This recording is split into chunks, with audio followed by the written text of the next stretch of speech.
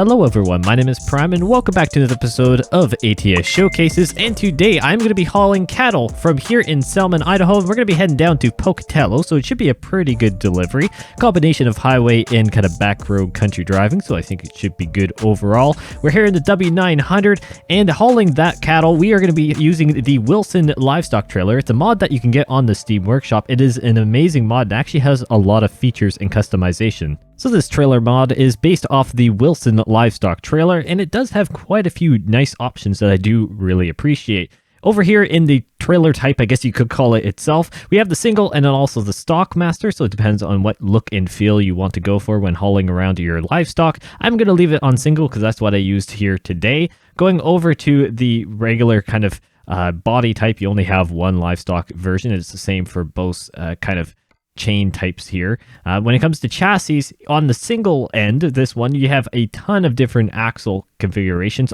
As far as I know, on the Stockmaster, and I guess we could check it out here, yes, we only have a couple options there, but when you come back to the single, you've got plenty of chassis options, and today I believe I'm using the 4-axle version. Yes, I am. Not the 4F, just the 4 standard. And when you come to the exterior colors, you've got some different custom colors, and of course the graphite gray, which I left it on today. But this section here with the exterior accessories is where you get all the prettiness, we'll call it, all the really nice configuration when it comes to colors and chrome and all that good stuff, and what you'll see in today's video with the Wilson trailer. So on the top here, we have some of the different, I guess, would these be cooling types? Let me know, fill me in if you have any information on what these would be. As far as I know, these would be the different reefers or just different ventilation systems for the trailer itself. But continuing down these dots give you the different body and kind of exterior type kind of colors and paints that you want to do. So obviously chrome is what I went for today, and basically went down chrome on all of these different options, and it changes the trim for the different side slats and also the top trim itself and just the overall body construction. It's really, really nice how it's kind of all centralized here. I do actually appreciate that, and it's really easy just to kind of go through and check some of the different configurations for the front, the rear, all that good stuff. We got different decals that you can turn on and off. On the side, you could do different covers if you wanted to. I didn't bother with that in today's video, so you could kind of see the cattle on the side. We've got markers, different colors and options if you want to, and if you have some default ones put in, you can actually go in and just put in a whole whack of different light strobes if you want on that, but I didn't bother with that because I want some performance, because I'm going to be honest, I don't know how much it's going to affect performance of this truck. I haven't noticed it in just kind of getting the delivery set up, but you never know. It could really impact stuff as the sun comes out, because we are pretty early in the morning if you couldn't tell. So on the top here, we got some different lights for just kind of the trim at the top, and we got different door types as well if you want chrome, and kind of the finishes, really, to be honest with you, and just some other options along there. Of course, you can do all your mud flaps and the tires, if you, depending on what tire DLCs, like it is compatible with the Goodyear tires DLC. You can obviously add those if you want to. So overall, the Wilson trailer mod is very, very solid, and I don't have any complaints on my end, at least as of right now. And so why don't we go ahead and get this glorious W900 started up, because I think you're going to like the sound of this engine.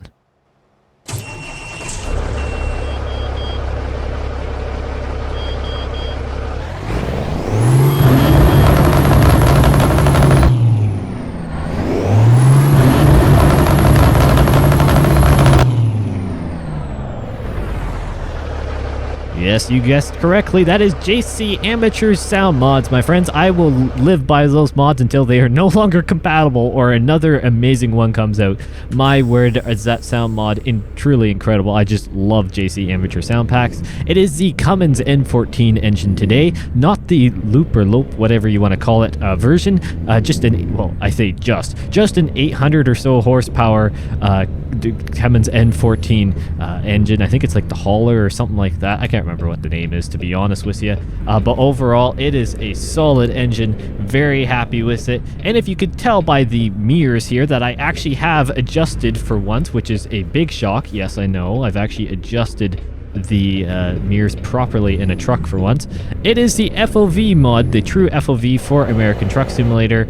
Something I discovered an episode or two ago, and I am going to live by them once again, just like the JC Amateur mod, until they are no longer existent, or SES software kind of fixes fixes the FOV of the mirrors, because this is a whole lot more realistic and looks a lot better in my opinion, and I think a lot of you guys would agree with me on that one. But I decided to do a morning delivery here, something that I really don't actually do. It's about 5:30 or so, or just after in-game time here in Salmon, or Salmon, I don't know how you want to say it, but I'm going to call it Salmon. I decided to come back over here. I've been doing a lot of stuff, obviously, with Montana. I mean, there's no surprise really in that, judging by the fact that it's the latest DLC for American Truck Simulator. But I really wanted to come back over to Idaho and just some of the other states, and so I'll keep working my way around now, and maybe do some longer journeys as well, because we definitely need to get back to some of the rest of the ATS map, because I've been really neglecting it because of the Montana DLC and some of the other new DLCs that have come out.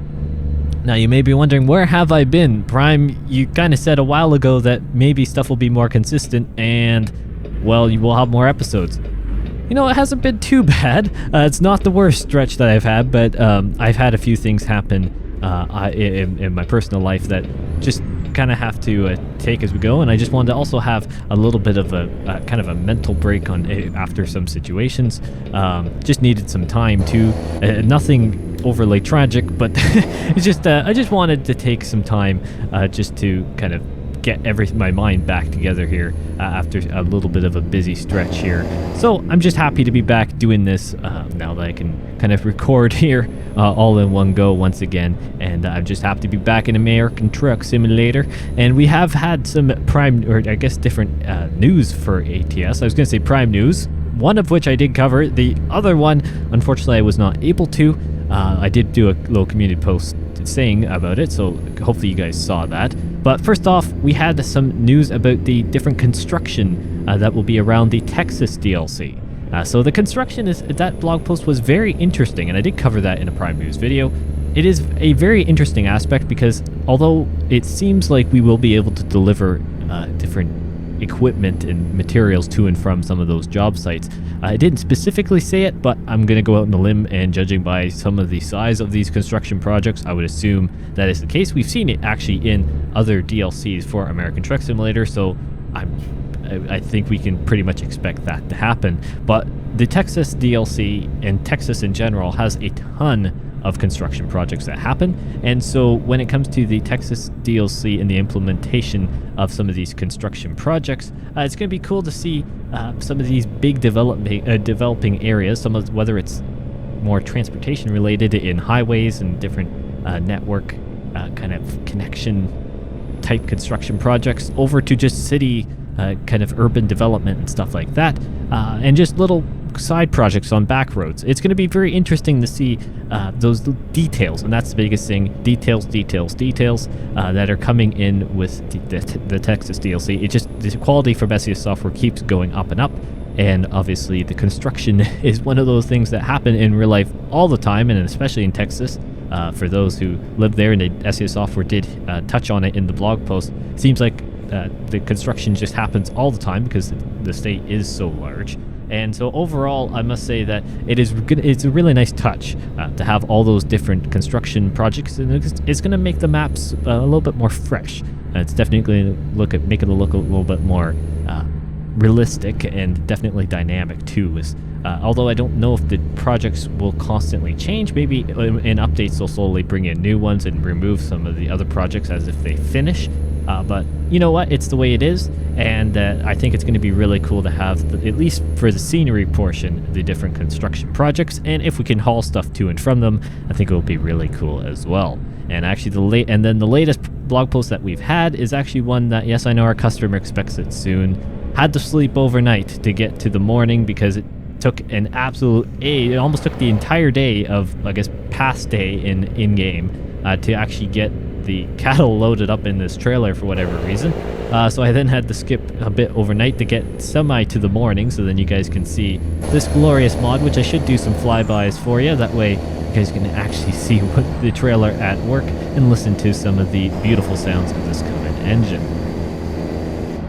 Great stuff. I am actually noticing slight performance hits depending on the angle of the trailer when it goes by. I don't know if you guys could notice that or not, but I am noticing it just slightly, so do keep that in mind, especially if you go for all chrome. If you don't maybe use all the chrome, you probably wouldn't notice it, but you know, me with my chrome, I've got to do it, especially with the black and white truck.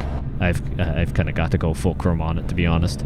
Anyways, the most recent Texas DLC blog post that, at least as of recording this video, was on the second iteration of the cities and the settlements blog post that SES Software did a while ago, but they expanded on it this time, added quite a few new screenshots, and unfortunately I wasn't able to cover in a Prime News due to events that were happening outside of YouTube here, but it was a great blog post, had a lot of screenshots, and really that was the main point. It did focus in on a few of the other towns, cities, or settlements that are going to be introduced with the Texas DLC. But it did also, I think, have some duplicate screenshots, or at least some other screenshots from towns that we already knew about, also included in it, and they kind of just summarized a few of them there. I don't know if all the towns and cities are now confirmed for Texas or not. Honestly, I haven't looked into that too much and see how many have been confirmed yet, or how many could be still remaining. But overall, I would say that there are a ton of towns and cities and settlements, to be honest with you, that are coming in with Texas, and it's going to be really cool to see how the Texas DLC does develop in the next, I guess, few months, or whatever the timeline actually is.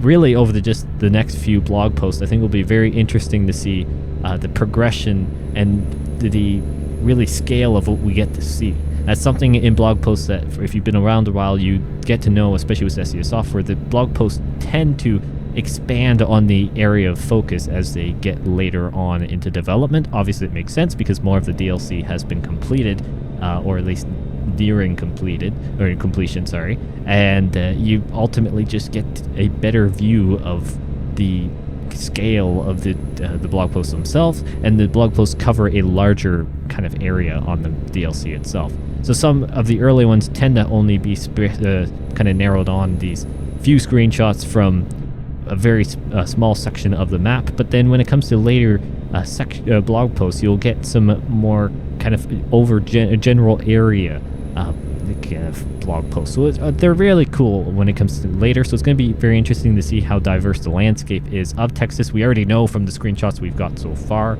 that Texas is very diverse, and just coming along really nicely in details and just the overall design, and I think overall the DLC will be a huge hit. It's had so much hype over the last while and so much anticipation from the community. Everyone wants to be able to own the Texas DLC, and I hope it really does live up to expectations. And honestly, with how the track record is with map DLCs from SES Software, I have no doubt that it will exceed expectations. I honestly think Texas DLC will be the greatest DLC to date. I mean, every map DLC we seem to get right now continues to raise that bar and is the greatest DLC to date, and I don't think Texas will disappoint on that whatsoever.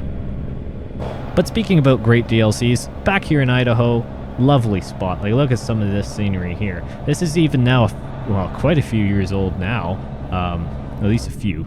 It's quite incredible to see how SES Software continues to develop the DLCs and raise the bar. That's the biggest thing. Raising the bar on the DLCs is truly, truly incredible. How they managed to do it, that's beyond our scope of what we know. But it's truly incredible to see what SES Software can do. And I'm just so excited for Texas whenever it does come. I wish we had a kind of a better idea of the timeline for Texas.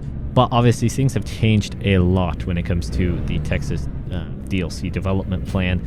That's kind of no secret at this point, considering Texas was supposed to come before Montana. Well, things changed on that front. I honestly do believe it could be, I guess this is a bit of speculation, which I don't like to, but in my personal opinion, I think SES Software realized for the Texas DLC, they really wanted to make sure it was up to as high a quality as they possibly could. And because of the scale of the map itself, it's just a lot of stuff to do. And so I think they just have decided to let the Montana DLC team did an amazing job. But I think because of the size of Montana relative to Texas, it was able to just be completed a lot easier.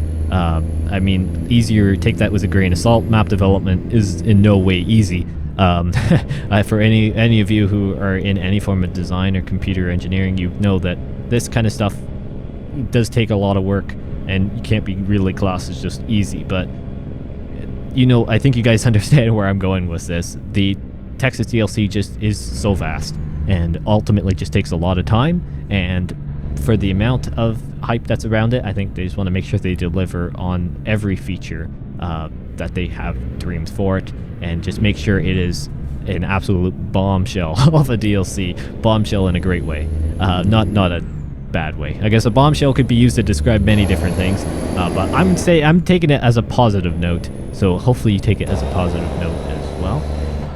What town are we actually in? I missed the sign for this. No town. Okay, that's great. Just the middle kind of boony town. That's always nice to know. I have no, to be honest, I thought there was a town name somewhere, but I completely missed it. I mean, there's Zach's Pizza over there. I'm a little delayed on my sign reading, but that's kind of cool.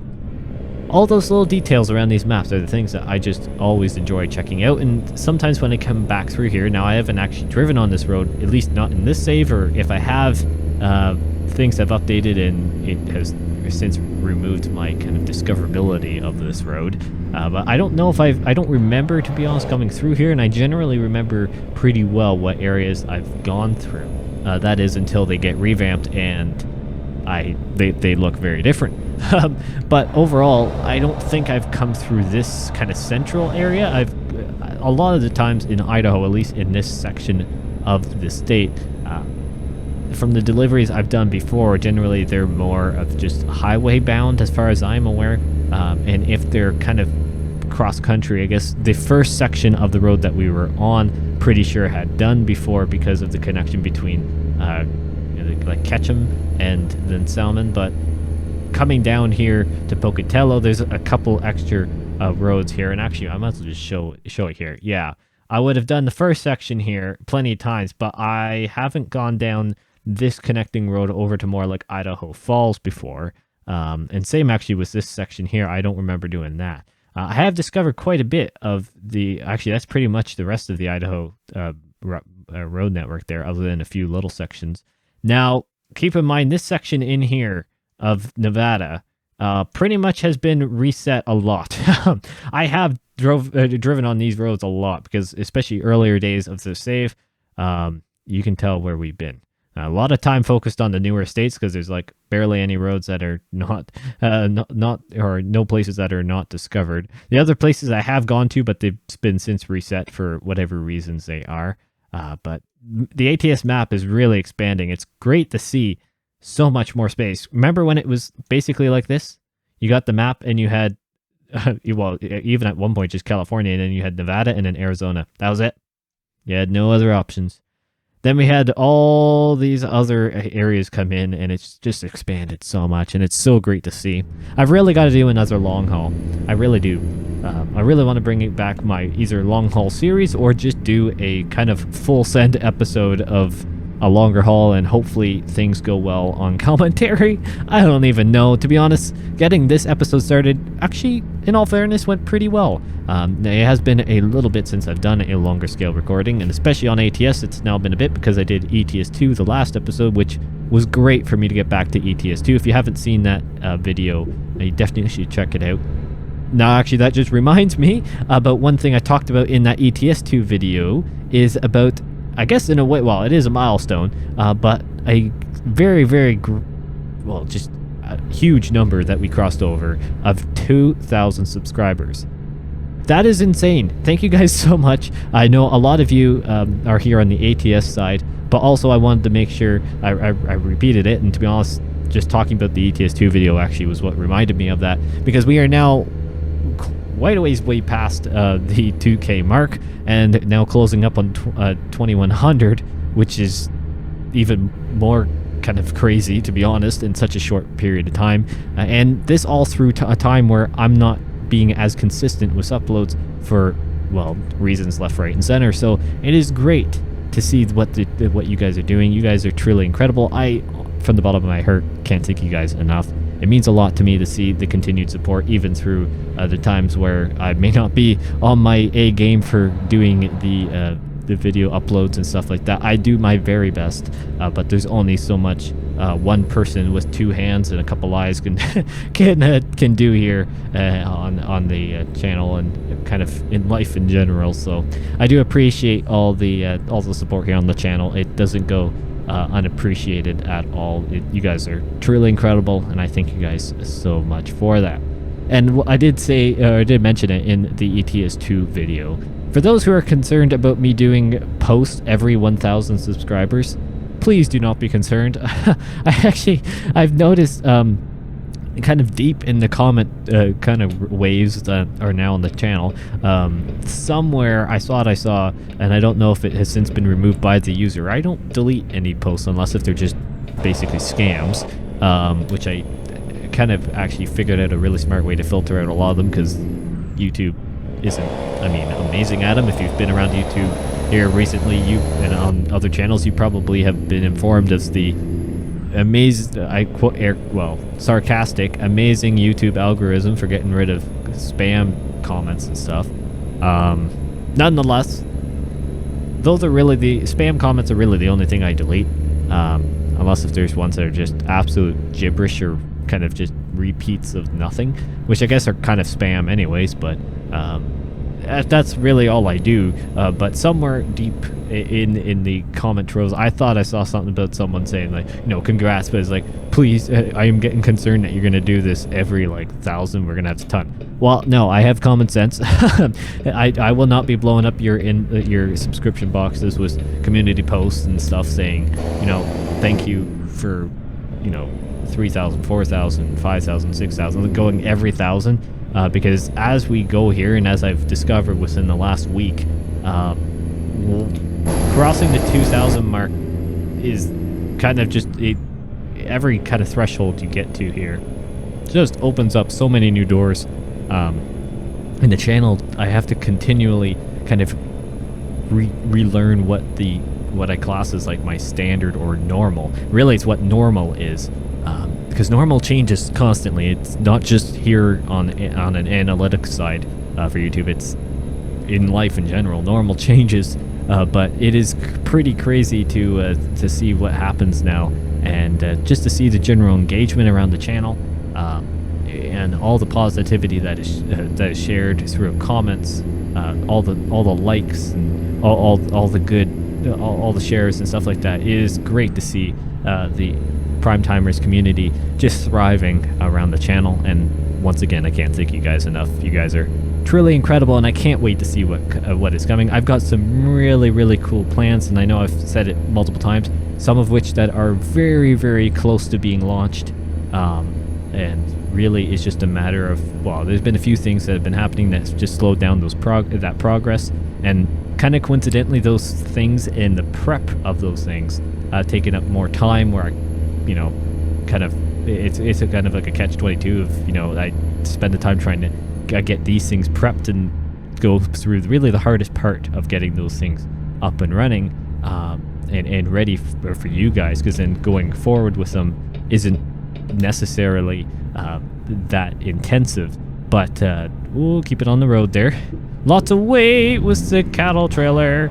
Oh, I all of a sudden I felt through the wheel, just kind of everything just kind of start tilted back and forth with weight, and then I mean, we do have, I don't know how much weight, I think I forgot to say at the beginning, 88,000 pounds, yeah, a lot of cattle, and it's very top heavy. Cattle tipping 101. Bad Prime joke, I'm sorry. But no, it is, I even lost my train of thought there. Where was I going? Oh yes, things are coming. Definitely taking a bit of time right now, and there's a lot of energy being put into them to get them prepped, but then once they are launched and going, the continuation of those things will not then really affect anything. Here on the main channel, I've got lots of ideas for different games and content I want to bring to you guys as well. I just kind of have to get settled into some of the things that have changed around here IRL, and then we'll be all good to go on that front. But you know what, it is just great to see the sport. And you know what, there's gonna be busy times, and I mean, I don't do this full time, so keep your expectations please in check. That's all I ask. don't expect something of a full-time person doing YouTube of me. I do my very best, but this is not my full-time profession. I've got other stuff I've got to do, and so there are some things that are gonna take to the back burner at times, and unfortunately doing especially longer content for you guys like these showcase videos or any other gameplay really, that's something that often gets put on the back burner just because of the nature of my priorities right now, and that's the way it is. It's all good. Hopefully at some point, which I'm hoping that some point is sooner than later, things will get ironed out and go kind of back to where we were used to them for so long, and I don't have any doubt that will happen. So hopefully you guys can stick along with me in that time, and don't worry, I will be doing, of course, plenty of content like we have today, and I try and diversify things as well, and hopefully make it semi-entertaining for you guys, as entertaining as I can make it, at least in any of my powers. And hopefully we don't take it my bumper here on that. We gotta try and reverse this puppy. I have somehow managed. I just realized I really should have spun around the block so I could do this not blindside, because this is gonna be a royal pain. Well, you just give me 1 second. All right, let's give this a try on the proper way to do this. I appreciate actually all the real truckers out there for giving me advice and kind of helping me help clarify things that I may do. I do really appreciate all that help. I need all of it that I can get. Not gonna lie there. Now this is gonna be very difficult because that long haul trailer is in a really difficult spot, and I'm rubbing up against it while I'm talking about it. Let's see. Oh, that's the skylight. How many times can I do that? Wait, I accidentally turned up the DPI on my mouse. That is not good. Make you guys all sick. Let's keep it right here just a bit. I'm gonna go back a bit more. Let's maybe try to turn it in about now. Okay, maybe not quite. Let's see. I know I'm not using the mirror, which I really should be, but I've got to try and get around here and be able to see what I'm doing. So let's try. I've got plenty of room on that side. Oh, this is nowhere close. Nowhere close whatsoever. Maybe I should have gone to the other side, because trying to get around this is difficult in itself, unless if I really try and pivot it now, which it may be too late, because now we're going into the wrong spot. I have royally messed this one up, my friends, I think. Let's see. Can I save it? I don't know if I can really save it, but I can. Oh yeah, it's just getting worse. I'm gonna hit that trailer. Well, unless if I try and I'm gonna have to kind of wiggle this thing in, I think. I'm gonna just end up in the same spot I had it initially.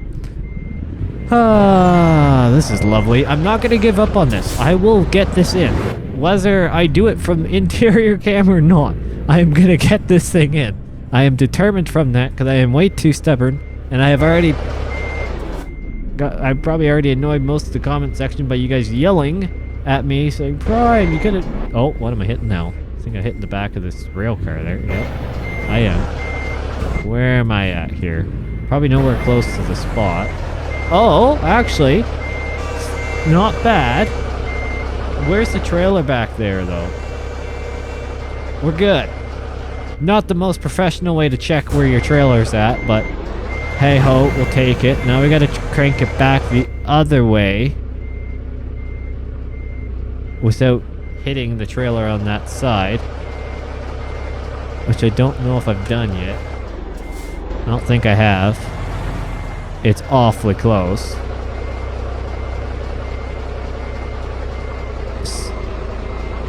Somehow I've either managed... Oh, trailer damage. Yeah, I scraped up against the edge of the loader there, or the scraper, whatever you want to call it, on that trailer, but a little bit of cosmetic damage won't hurt anyone, right? Yeah, that's what we'll say to ourselves. So let's try and get this. Oh, I want to come the other way here. Try and center this a bit better. Where's my trailer on that side? I need it more on this side. That's what I need. And about there-ish.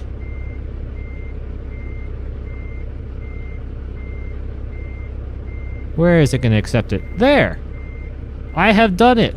A little bit of paint scrapage possibly went down the line there. I'm very close on that trailer. But we'll go from this side so it looks better. Thank you guys so much for watching. What an episode that has been. Great to be back here on ATS. I don't think there's any word of a lie that ATS is just an amazing game. Same with ATS 2, and I do apologize for the bit of gaps here between these longer episodes. I know you guys do enjoy them, but at least when I do come back with them hopefully more frequently, a couple times a week, but that's always up for debate with how life goes. I try and keep it a little bit shaken up for you guys, make sure there's enough stuff to talk about, and also, just show off some different mods. That's always nice when there's this full stable version of a game. It's a lot easier to do these showcases for some mods. And I think this Wilson trailer, although I kind of was focusing on some other stuff this episode, it is definitely a great trailer. Highly recommend it. I mean, depending on the angle, depending on your PC, now keep in mind I do have a fairly light PC when it comes to graphical specs. But keep that in mind when you're working on your systems, that you may notice a bit of a performance impact on some angles, especially when you use all the chrome on this Wilson trailer. Thank you, Train. I appreciate the horn in the middle of my outro. That is very much appreciated. But I think some of the standard aluminum options and the paint options probably would work just fine. So keep that in mind whenever you are, if you do try and check it out. It is free, of course. Links for everything I used mod-wise down in the description. You can check those out. They're all Steam Workshop links. Everything's safe and just certified and all that good stuff. Once again, thank you all so much for watching, and I'll see you in the next one.